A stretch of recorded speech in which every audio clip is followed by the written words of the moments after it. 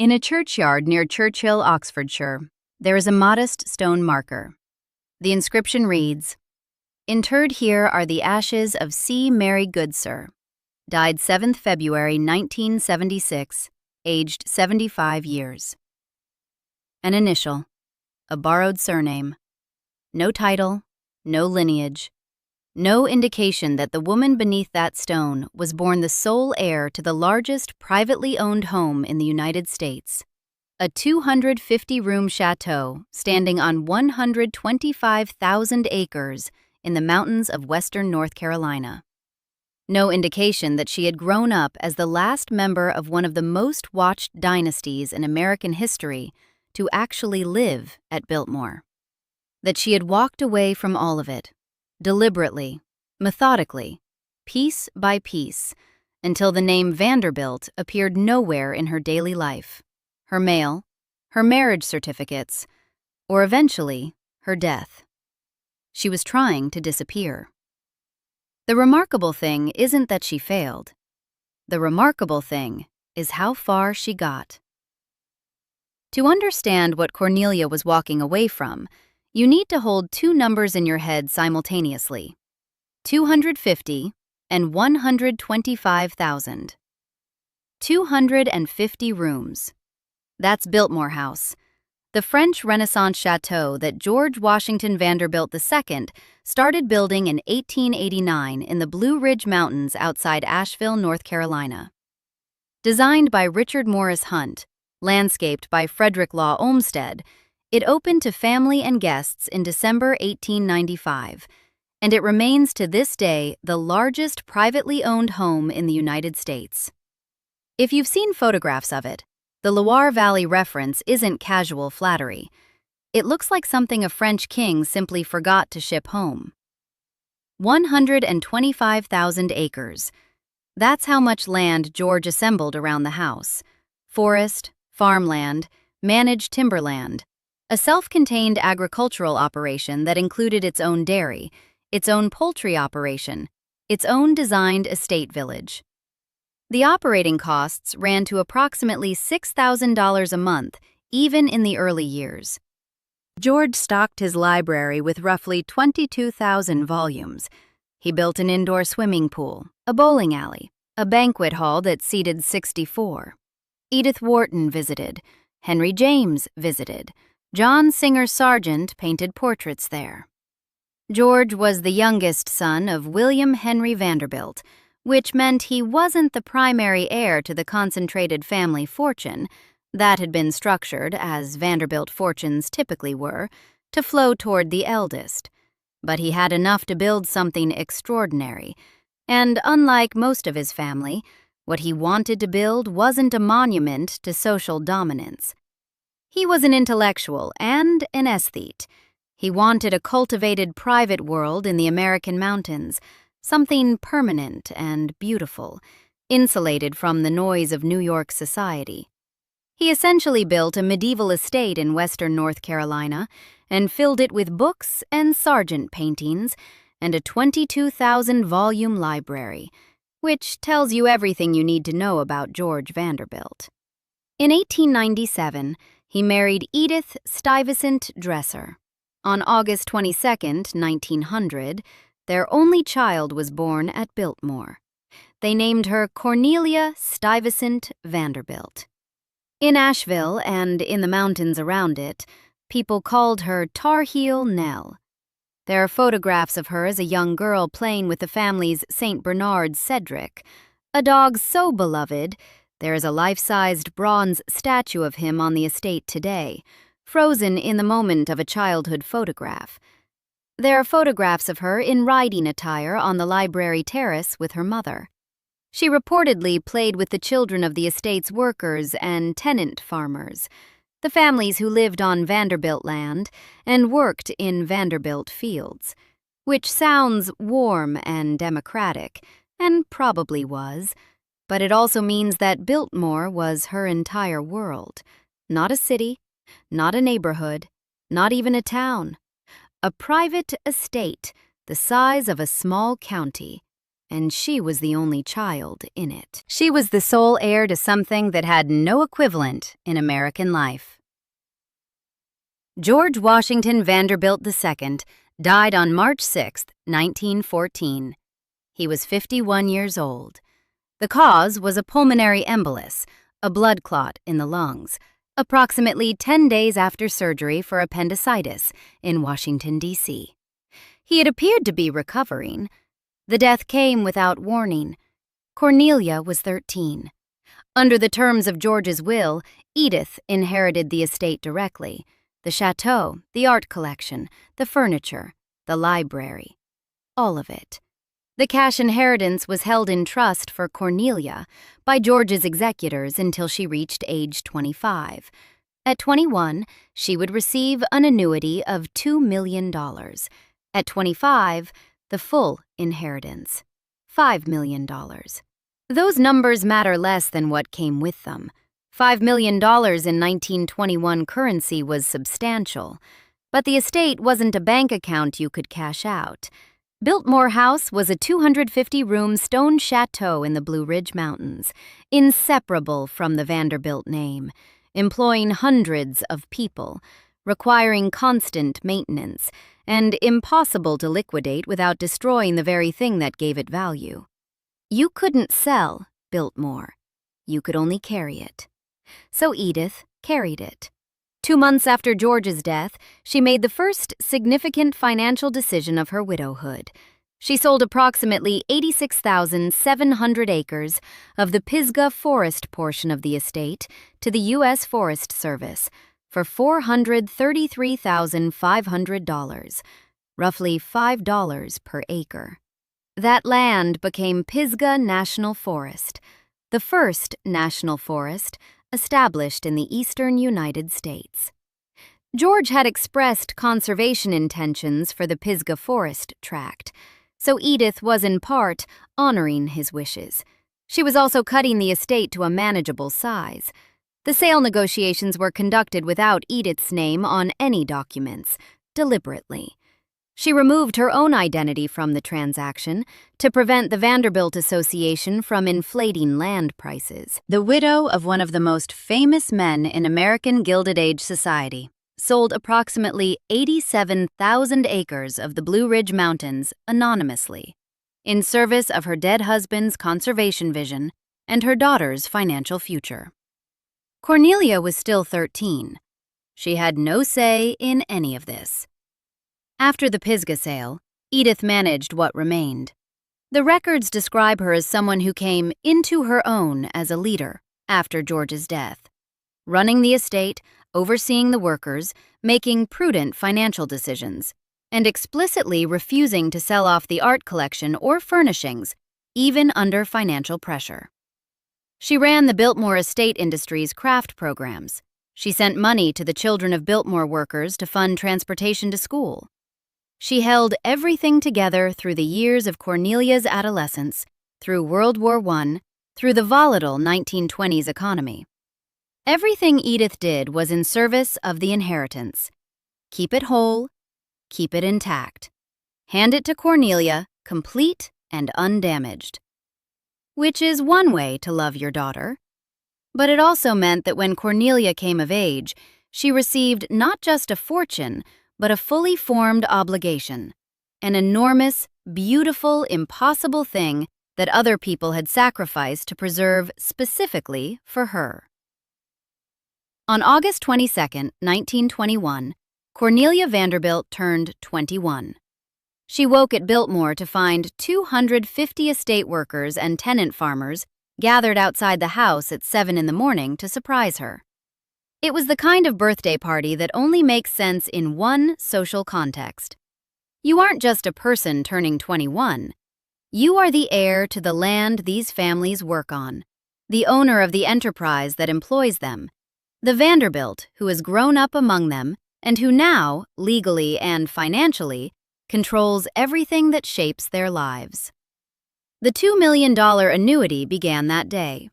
At 25, the full $5 million followed.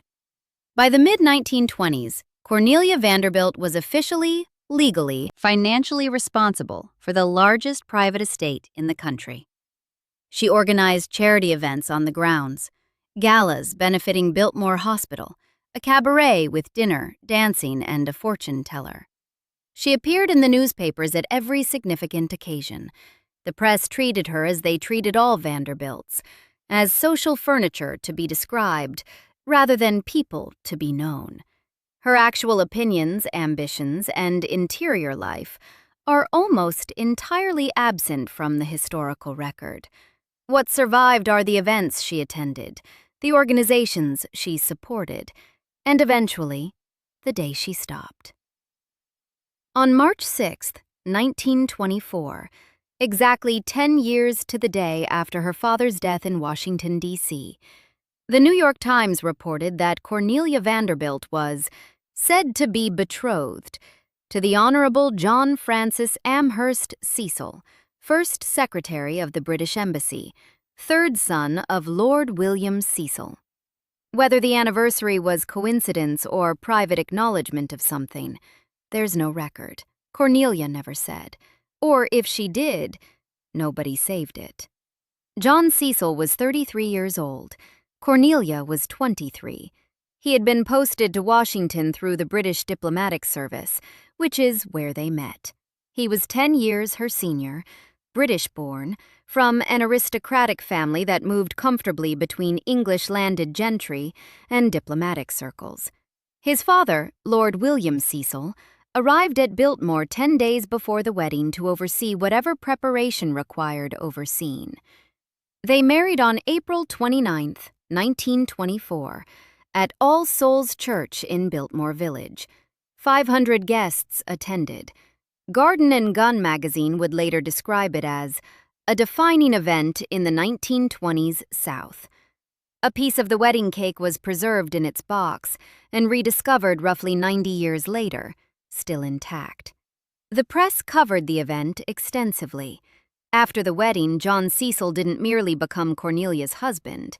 He became Biltmore's operational manager. He took responsibility for decisions concerning the management of Biltmore Estate and Biltmore Village, the entire administrative machinery that George had built and Edith had maintained.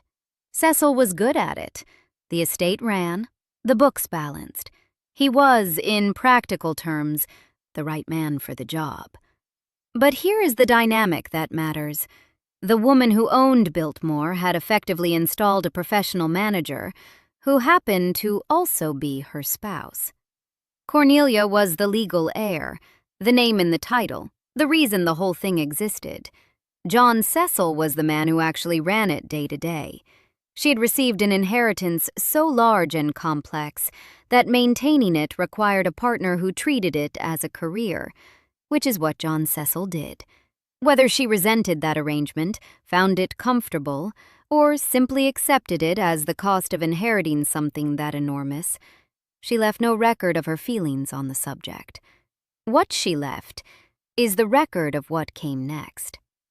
Their son George Henry Vanderbilt Cecil was born in 1925.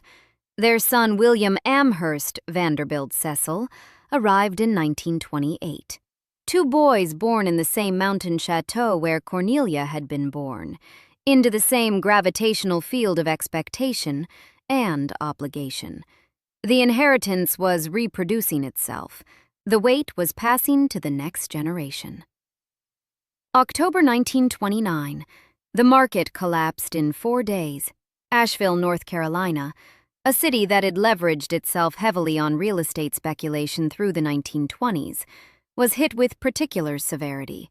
Banks failed, the local economy contracted sharply, thousands of people lost their savings.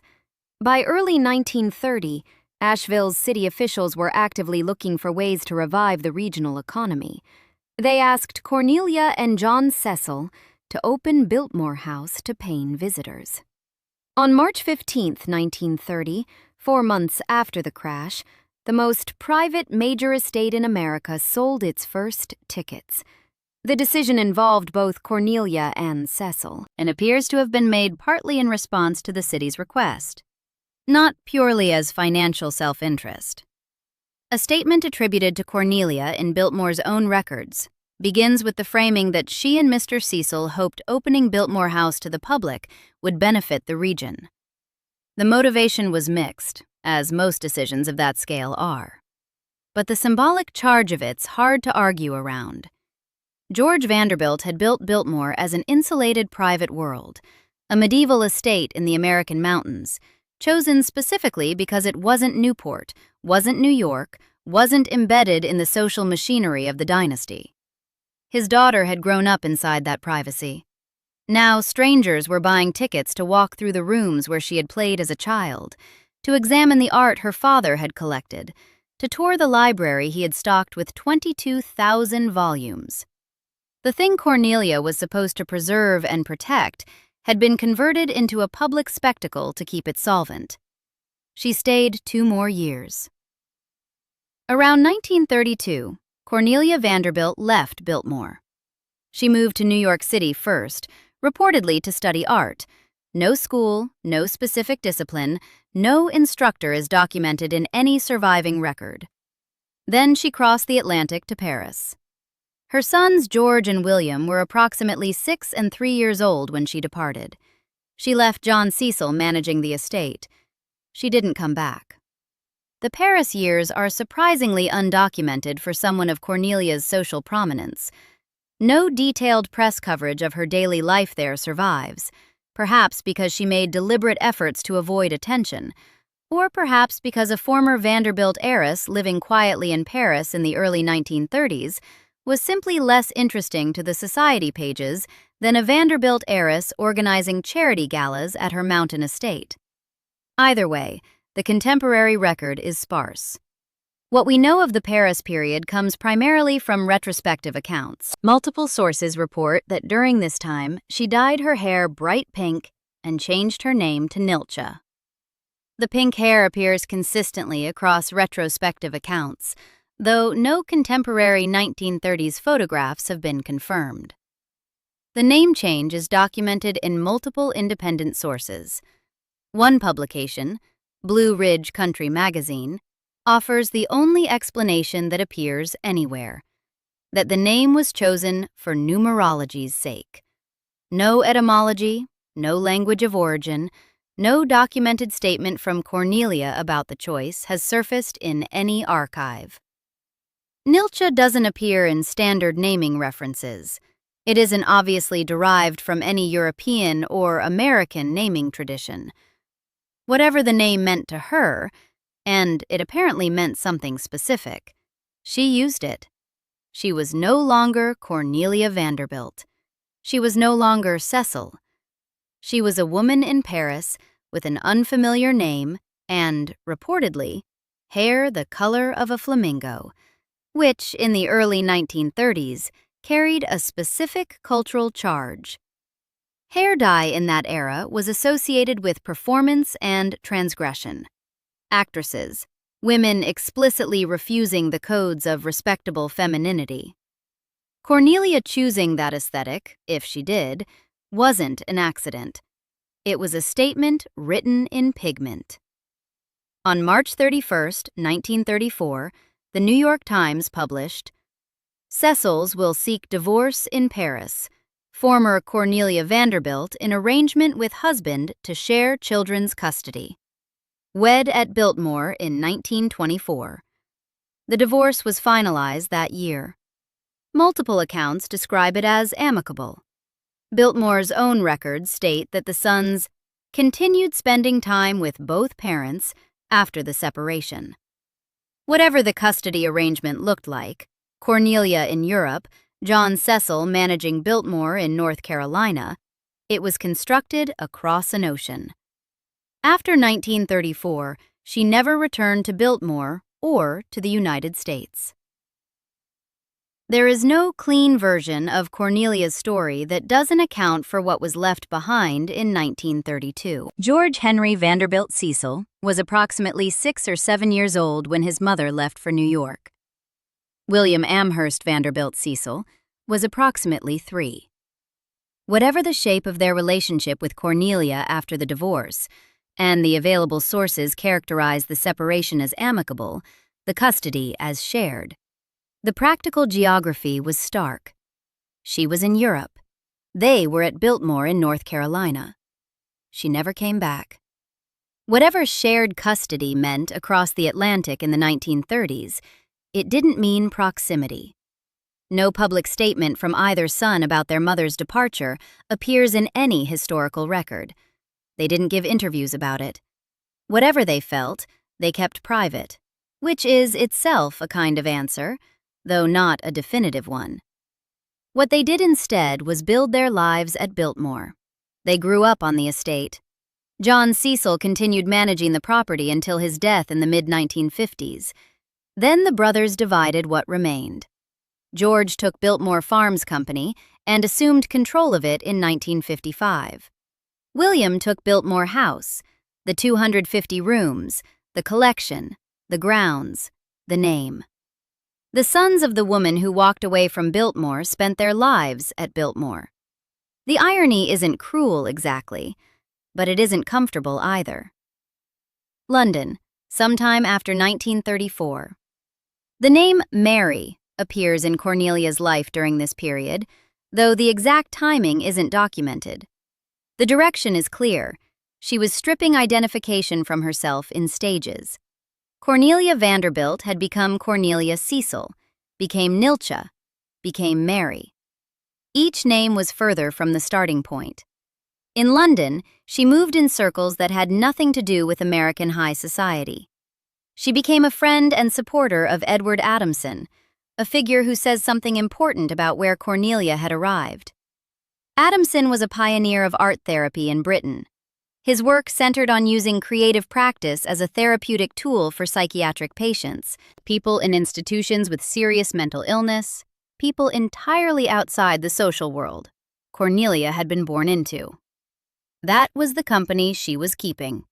Not heiresses or diplomats or estate managers, but someone who spent his career helping people in psychiatric hospitals paint their way toward something livable.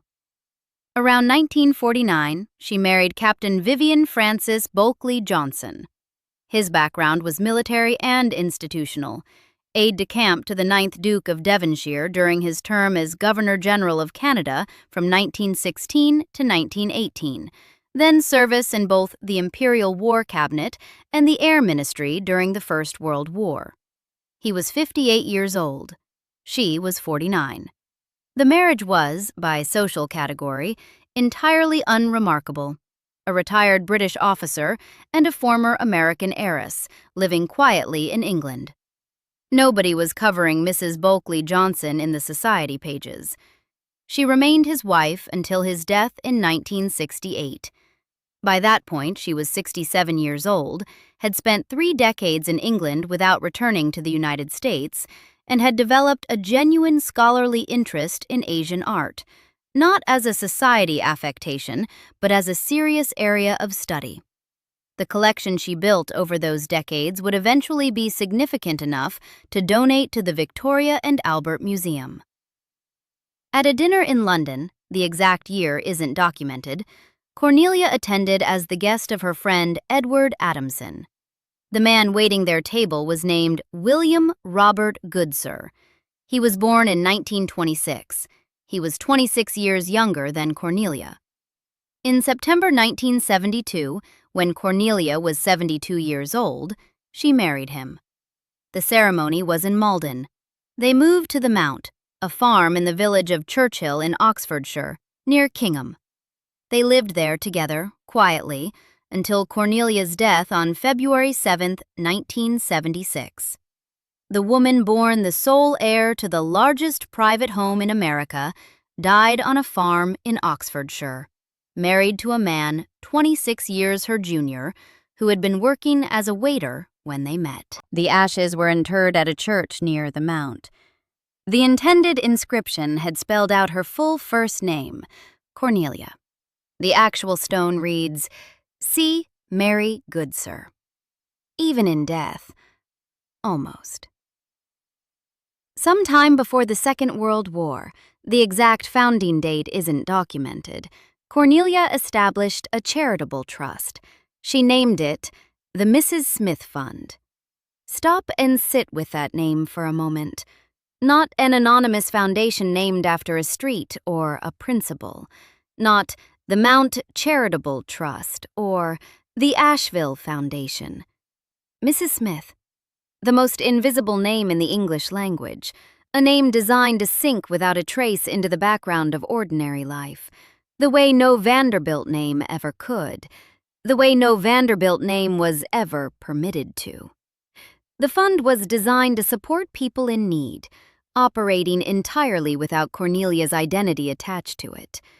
Who received the support, how much was given, when the giving began, and how it was structured, none of this is documented in any available source. The scale of Cornelia's giving through the Mrs. Smith Fund is genuinely unknown. What is known is the outcome. The Mrs. Smith Fund eventually merged with another trust Cornelia established, the Mount Trust, and the combined entity, the Mrs. Smith and Mount Trust, continues operating today, directed toward mental health and well-being support for disadvantaged communities in the United Kingdom. After William Goodsir died in 1984, 8 years after Cornelia's own death, the Asian art collection she had spent decades assembling was donated to the Victoria and Albert Museum.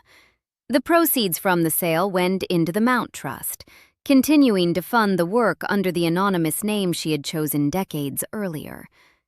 The woman who had inherited $5 million in the 1920s spent the second half of her life directing her resources toward mental health support for disadvantaged people under a name nobody could connect to a Vanderbilt.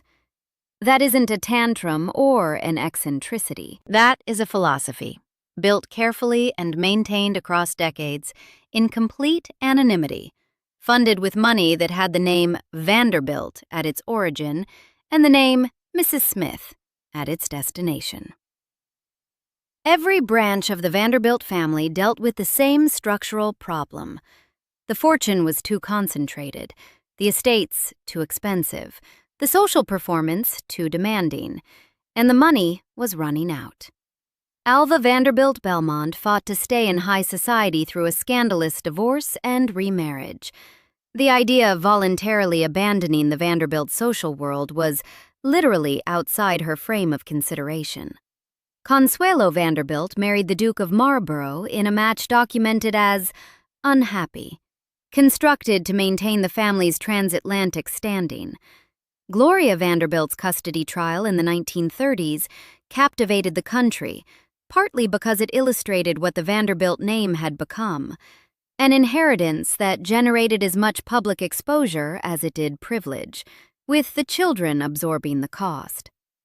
The acceptable posture for a Vanderbilt heir was endurance. Attend the right events, maintain the right marriages, hold the name and the address with both hands, even as the fortune drained away.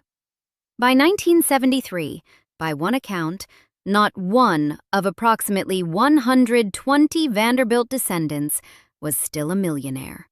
The dynasty had burned through its wealth across 3 or 4 generations of lavish spending, but many of its members were still performing the role long after the money was gone. The name outlasted the fortune. The obligation outlasted both. Cornelia was unusual not in leaving an unhappy situation. Consuelo had done that too. She was unusual in the completeness of her departure and the direction she took. Consuelo left one aristocratic world for another. Cornelia left for a farm in Oxfordshire and a charitable trust nobody could trace back to her. She didn't find a better version of the life she was born into. She built a different kind of life entirely. A note of precision, because the story deserves one. Cornelia didn't renounce her inheritance in any legal or formal sense. She received $5 million and used it to live, to travel, to collect Asian art, to fund a quiet working life on an Oxfordshire farm. She was comfortable. The Mount wasn't a poverty gesture. She built a collection significant enough for the Victoria and Albert Museum. She married 3 times and appears to have chosen each marriage on terms she found acceptable. What she walked away from was specific. The name in public use, active management of the estate, participation in American high society as a Vanderbilt, and the United States entirely. The anonymous philanthropy was the most radical documented element of her departure, building a charitable trust under a fictional name and directing it toward mental health support for people far outside her own social world. But the scale of that giving isn't known. Her legal name at death was Cornelia Stuyvesant Vanderbilt Cecil Bulkley Johnson Goodsir. 5 names, 4 marriages, one woman who spent decades accumulating identities she didn't particularly want, and then systematically setting them aside. The grave marker used C, just the initial, enough to constitute a record, no more than was absolutely necessary. She wanted to disappear. She spent roughly 40 years constructing the conditions for it. The name changes, the Atlantic crossing, the anonymous trust, the Oxfordshire farm, the single-letter gravestone. It didn't work. The Biltmore estate today draws millions of visitors a year to Asheville, North Carolina. It's still the largest privately owned home in the United States, still in private family ownership more than 130 years after George Vanderbilt began building it. William Amherst Vanderbilt Cecil, the son Cornelia left behind when he was 3 years old, inherited Biltmore House after his father's death and transformed it into one of the most successful heritage businesses in the country. He eventually passed leadership to his own son, Bill Cecil Jr. The estate produces wine under its own label. Tours walk through all 250 rooms. The gift shop operates year-round. The grounds still have the bronze statue, a small girl playing with a St. Bernard dog, cast from a childhood photograph of Tar Heel Nell. The Biltmore website has a page dedicated to Cornelia Vanderbilt Cecil. It places her childhood at the center of the estate's human story. It notes the Mrs. Smith Fund. It describes her, carefully and accurately, as someone who grew up on Biltmore Estate and, once married with her own family, continued the legacy. It's the official narrative of an institution she fled, and she is central to it. The woman who spent decades erasing her name is permanently installed in the story of the place she escaped.